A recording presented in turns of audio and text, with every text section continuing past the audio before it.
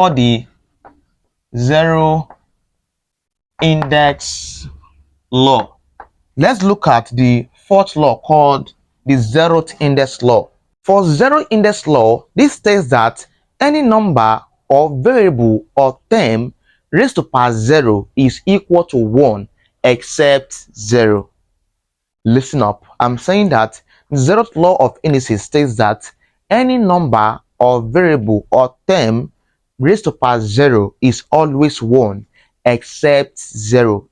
So when it comes to zeroth law of indices, or perhaps zero index law, there's an exception to it. The exception is that it must not be 0. So right. So the task now is that I'm saying that any number or variable raised to power 0 is always what? Always 1. Except what? Except 0, please.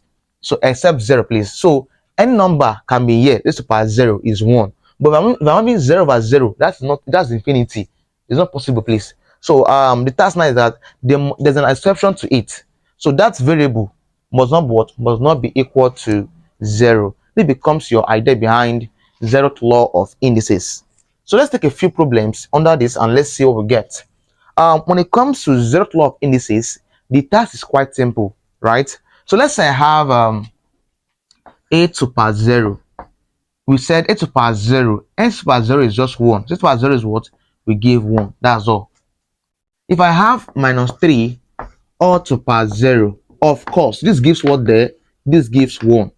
Observe that both minus and 3 are being encased in a bracket such that they are both raised to what? A particular power, which is 0. So this 0 is affecting both minus and 3.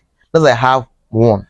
What if I have minus into 3 to power 0? What is my answer here? Of course, observe that this 0 is not affecting the minus because they are not together. Now in this case, now I'll have this minus remain the same. This is about 0 is what? Is 1. So observe these two, please. When this minus 3 are both encased in a bracket such that they are being raised to power 0, of course my answer is 1. But in this case here, they are not the same thing, please. The 0 here is only affecting, or perhaps the index 0 is only affecting this 3 alone. So it becomes 1, minus remain the same. So note how this works, please. So this becomes your concept behind a zeroth law of indices, or you call it a zero index